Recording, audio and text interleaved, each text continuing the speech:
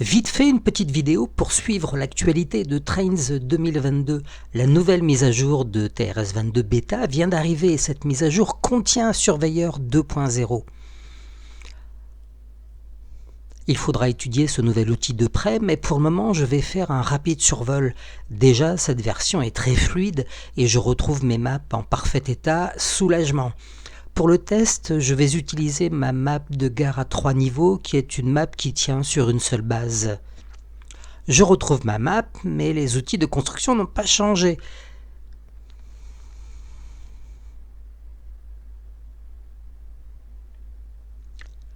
Pour passer à Surveilleur 2.0, il faut aller le chercher.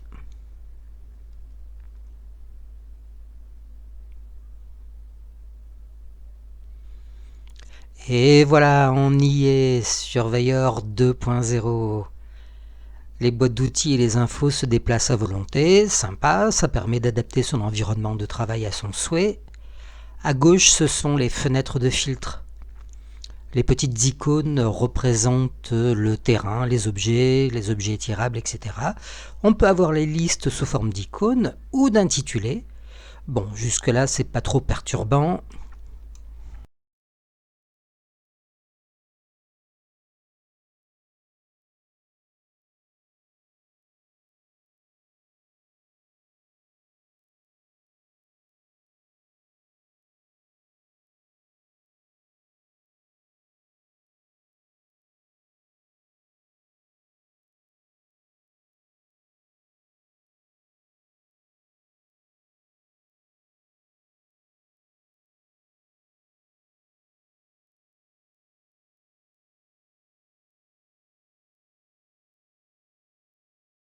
À droite, ce sont les outils. On va tester ça sur un objet. Cette grande église fera l'affaire. On remarque tout de suite que quand on sélectionne un objet, il devient verdâtre. C'est plutôt pratique et ça ressemble à de nombreux autres jeux. Et c'est nouveau, je peux facilement basculer l'objet dans tous les sens. Ça c'est bon. J'essaie d'attraper la flèche d'élévation. La sphère est petite. Voilà.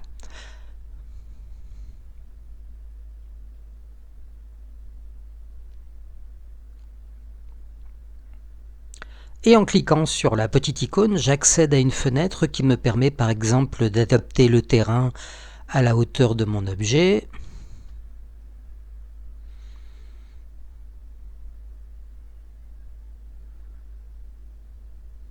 Ou de poser mon objet sur le sol et d'autres fonctions.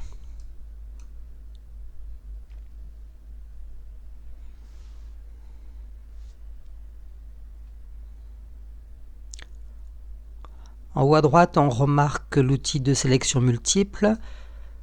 Donc je vais essayer de sélectionner plusieurs objets.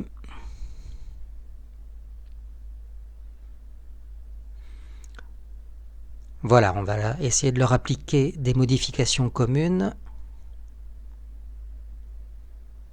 Ouais, alors ça c'est pratique.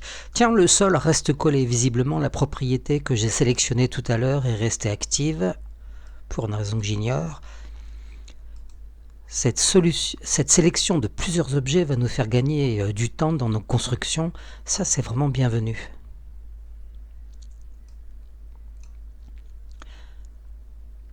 Voyons du côté des bases. Avec l'outil de sélection, je peux définir autant de bases que je souhaite créer.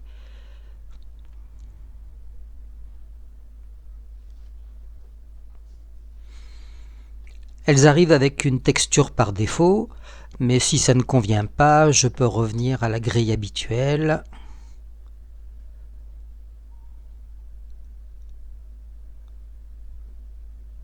Alors je sais que c'est possible, mais il faut trouver où.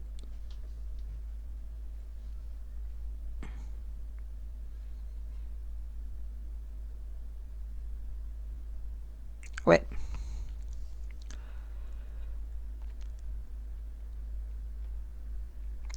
Et voilà notre bonne vieille grille.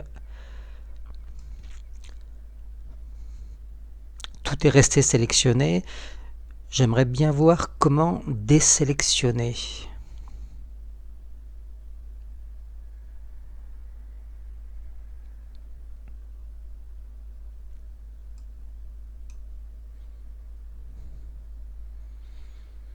Ouais, en fait, faut que je sélectionne autre chose, par exemple du vide. J'imagine qu'il doit y avoir un raccourci clavier de désélection.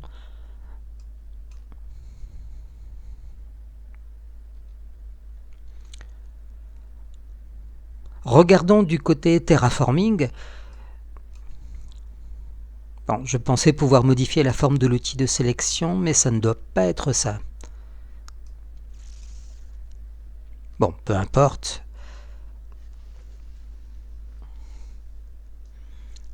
Hé hé! Enfin, je peux choisir la taille de l'outil de sélection sans limite. Voilà qui va enfin permettre de réaliser de douces collines sans les escaliers horribles de la précédente version.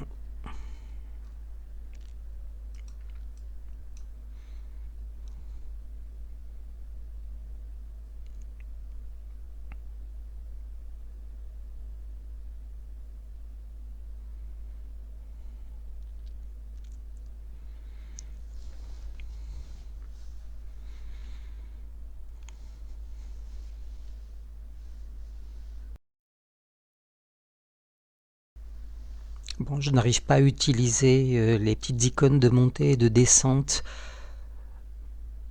mais il suffit que j'entre, voilà, la hauteur.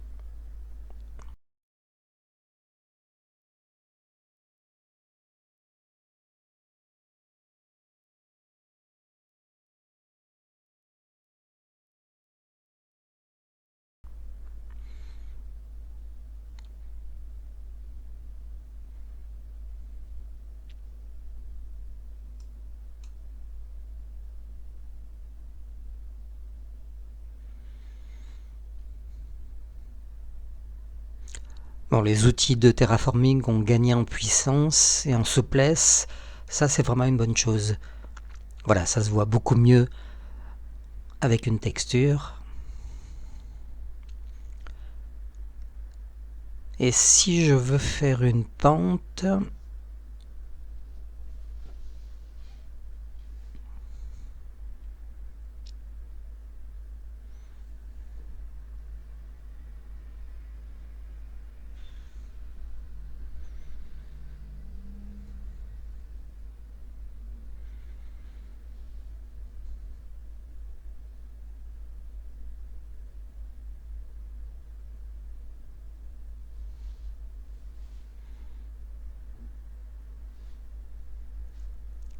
bon, pour les 12 collines, ça va, je vois comment faire. Par contre, créer une pente, là, j'y suis pas encore.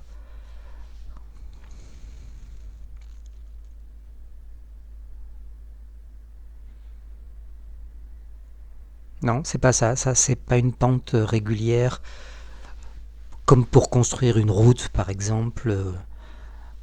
Alors, on peut toujours poser la route et demander au terrain de rejoindre la route, mais je suis sûr qu'il existe le moyen de créer une pente directement sur le terrain.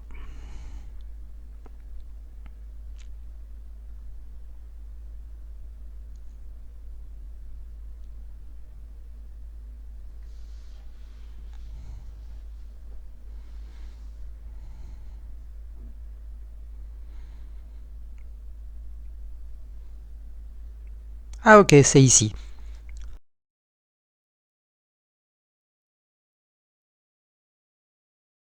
Voilà. Alors ça aussi, ça va être bien utile.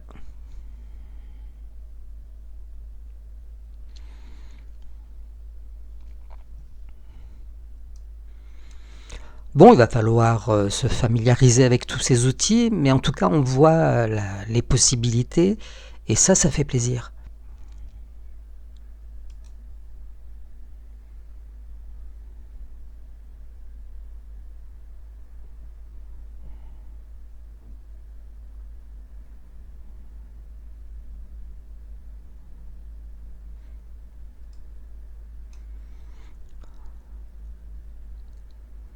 OK. Bon, et pour ce qui est des voies ferrées, par exemple.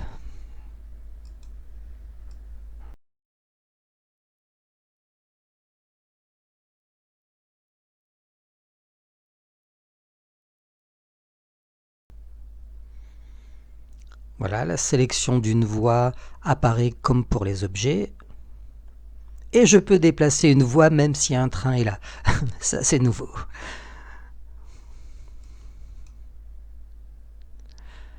Bon, je vais créer une nouvelle voie pour voir comment ça se passe.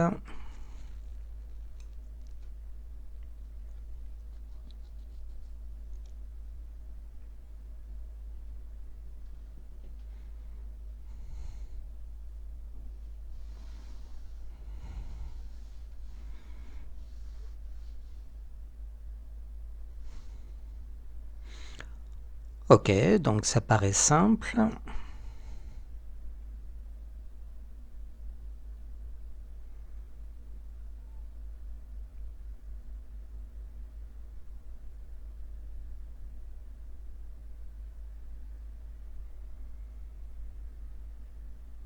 Alors c'est simple, mais la jonction, l'aiguillage ne me paraissent pas très beaux.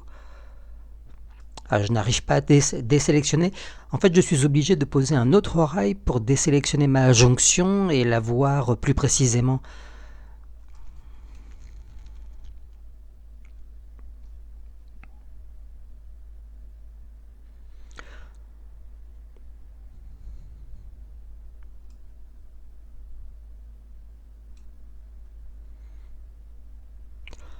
Bon, pas de problème pour poser les rails. Mais il me reste un petit doute sur les jonctions. À voir à l'usage, peut-être que je fais une erreur.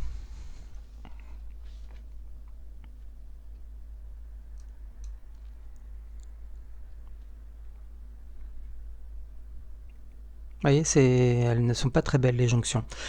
Bon, je vais arrêter aujourd'hui faute de temps, mais bon, voilà un rapide survol de Surveyor 2.0. J'ai repéré quelques fonctions qui vont m'être très utiles, mais il va falloir l'utiliser réellement pour pouvoir émettre un jugement sur ce nouvel environnement de création.